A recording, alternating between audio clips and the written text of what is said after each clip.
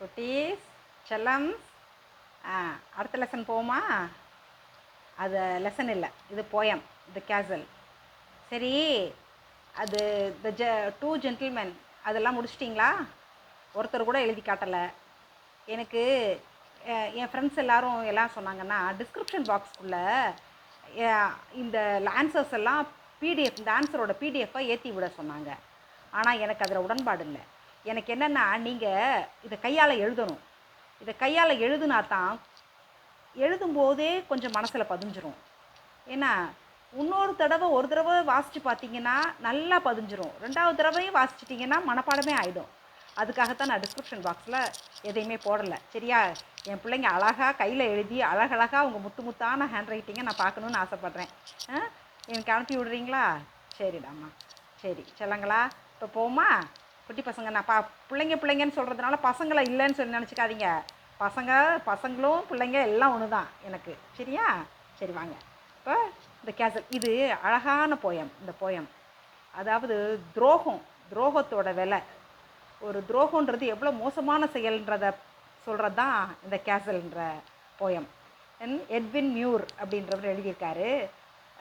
ரொம்ப வருத்தமான ஒரு போயம் இந்த போயம். சரியா? அதில் 3 கொஸ்டின் தான் இருக்குது. 3 கொஸ்டினுமே கிட்டத்தட்ட எல்லாமே சிமிலராக தான் இருக்குது. அதனால் நீங்கள் ஒரு ஆன்சர் படித்தாலே சேம் பாயிண்ட்ஸ் தான் மித்த ஆன்சர்ஸ்லேயும் வருது. அதனால் ஒன்று நல்லா கவனமாக படிச்சிருங்க. கிட்டத்தட்ட ரிப்பீட்டடாக அதே பாயிண்ட்ஸ் தான் மறுபடியும் வரும். அதனால் நீங்கள் பயப்படாமல் படிங்க. சரியா? பயப்படக்கூடாது, சுத்தமாக பயம்னா என்னன்னே தெரியக்கூடாது. படிப்புக்கு மட்டும், வேறு எதுக்காவது பயப்படலாம், தப்பு செய்கிறதுக்கு தான் பயப்படணும். படிக்கிறதுக்கு சுத்தமாக பயப்படும். வந்து பாரு, இங்கிலீஷ் நீயா நானான்னு பார்த்துருவோம். சரியா? வாங்கடா செல்லங்களா போகலாம்.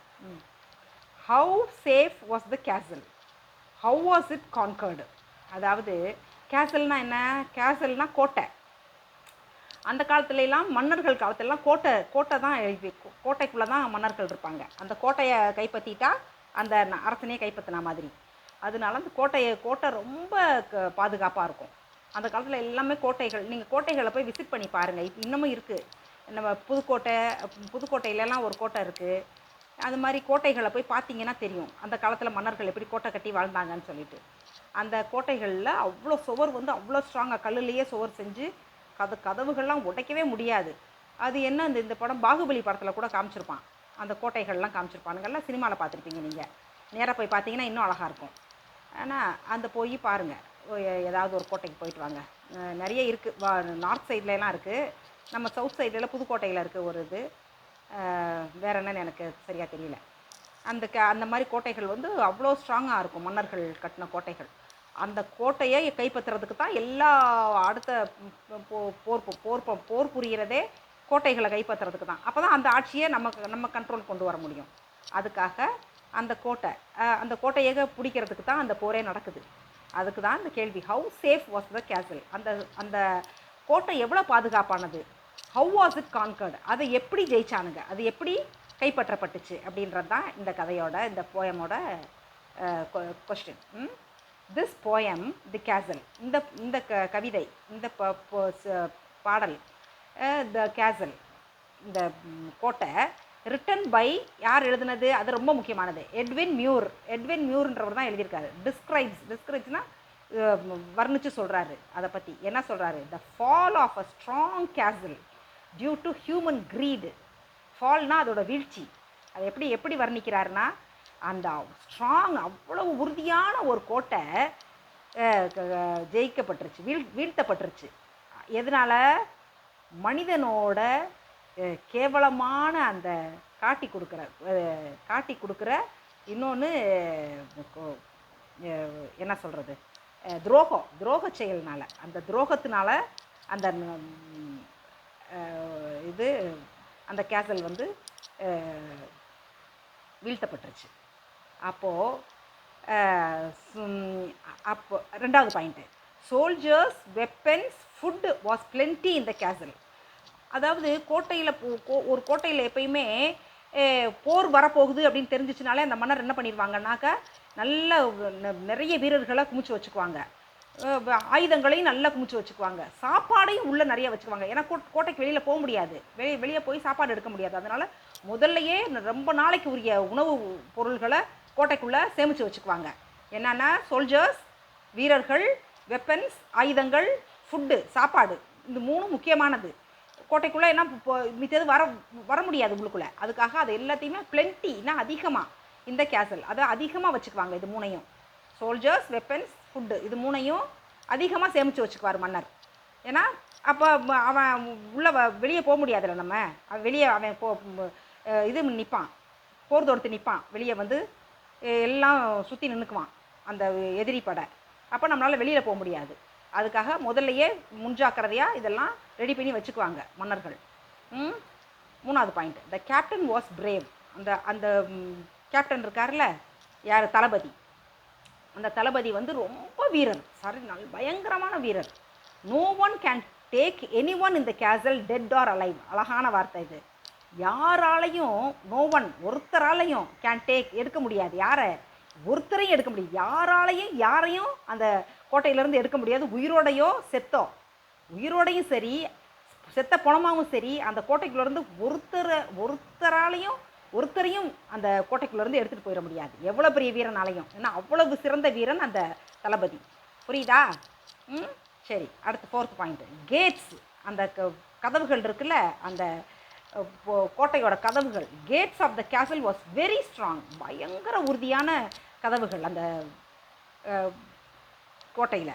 And the walls were thick like rocks. அந்த மதில்கள்லாம், மதில் சுவர்கள்லாம் பாறை மாதிரி உறுதியாக இருந்துச்சான். அவ்வளவு ஸ்ட்ராங்கான கோட்டை சுவர்கள். ஹவவர், இருந்த போதும், அவ்வளவு இருந்தும் த கேசல் வாஸ் கான்கர்ட். அவ்வளவு இருந்தும் அந்த கோட்டை வந்து கைப்பற்றப்பட்டுருச்சு. எதனால்? Due to human greed and wickedness. மனிதனோட கேவலமான துரோக செயல்னாலையும் அவனோட காட்டி கொடுக்குற தன்மையாலையும் அவனோட கேவலமான புத்தினாலையும் மனுஷனோட எவ்வளோ கீழ்த்தரமாக இருக்காங்க பாருங்க மனுஷங்க. அவங்க காட்டி கொடுத்துட்டான் கோட்டையை. அந்த யார் காட்டி கொடுத்தான்றது அடுத்த கேள்வியில் வரும். காட்டி கொடுத்து அந்த கீழ்த்தரமான புத்தினால் அது கைப்பற்றப்பட்டுருச்சு. கெட்டிங் கோல்டு ஆஸ் பிரைபு, இது ரொம்ப முக்கியமான வார்த்தை. Getting gold as bribe. கெட்டிங்னா வாங்கிக்கிறது, கோல்டு தங்கத்தை, ஆஸ் பிரைப்னா லஞ்சம். தங்கத்தை லஞ்சமாக வாங்கிக்கிட்டு விக்கெட் வார்டர், அந்த கோட்டை காவல்காரன் இருக்கான்ல, கோட்டை காவ காக்கிற அந்த காவக்காரன், அவன் வந்து let the enemies inside the castle through a little gate. ஒரு சின்ன கேட் இருந்திருக்கு. பெரிய பெரிய கதவுகள் இல்லாமல் எப்பயுமே இதில் ஒரு தெரியாமல் நுழையிறதுக்கு ஒரு சின்ன கதவு இருக்கும். அந்த கதவு வழியாக அந்த வார்டர்ன்ற அந்த காவலாளி, அந்த கோட்டையோட காவலாளி எதிரியை உள்ளே விட்டுட்டான். Only enemy was gold. யார் நம்மளோட எனிமின்னு பார்த்தா ஒன்லி எனிமி வாஸ் கோல்டு. தங்கம் தான் அவங்களுக்கு விரோதி. வேற யார் விரோதி இல்லை, தங்கம் தான் அவங்களுக்கு விரோதியாக இருந்திருக்கு. The castle had no arms to fight against it. அவ்வளோ பெரிய வீரமான அந்த கோட்டைக்குள்ளே அந்த தங்கத்தை எதிர்த்து போராடுறதுக்கு வேறு சக்தியே இல்லை.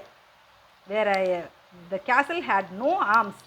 ஆர்ம்ஸ்னால் வெப்பன்ஸு. அந்த வேறு வெப்பனே, தங்கத்தை ஜெயிக்கிறதுக்கு அங்கே அந்த கோட்டைக்குள்ளே வேறு எந்த ஆயுதமுமே இல்லை. அதை ஜெயிச்சு போராடி ஜெயிக்கிறதுக்கு, தங்கத்தை போராடி ஜெயிக்கிறதுக்கு வேறு எந்த ஆயுதமுமே இல்லை அந்த கோட்டைக்குள்ளே. என்னென்னா துரோகம் ஒன்று தான் காரணம். சரியா? புரியுதா? இதிலேருந்து என்ன தெரியுது நமக்கு? மனுஷன் வந்து நேர்மையாக இருக்கணும், நம்புகிறவங்களுக்கு துரோகம் செய்யவே கூடாது.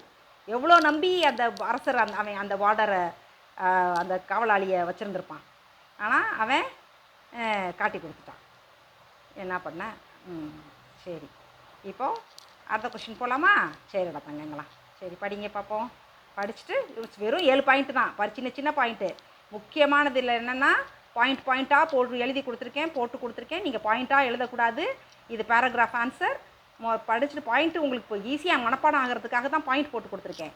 இப்படி பாயிண்ட்டை படிச்சுட்டா உங்களுக்கு மனசில் நிற்கும். 1 2 3ன்னு அப்படியே கண்ணில் ஓடும்போதே அப்படியே வரிசையாக. ஆனால் தயவு செஞ்சு எழுதும்போது முழுசாக எழுதுங்க, பாயிண்ட் போட்டு எழுதாதீங்க. அப்படியே பேராகிராஃபை ஒன்றா எழுதிடுங்க. சரி தங்கங்களா? சரி, அடுத்த கொஸ்டினில் பார்ப்போமா? பாய் செல்லங்களே, அழகழகாக படிங்கடா தங்கங்களா.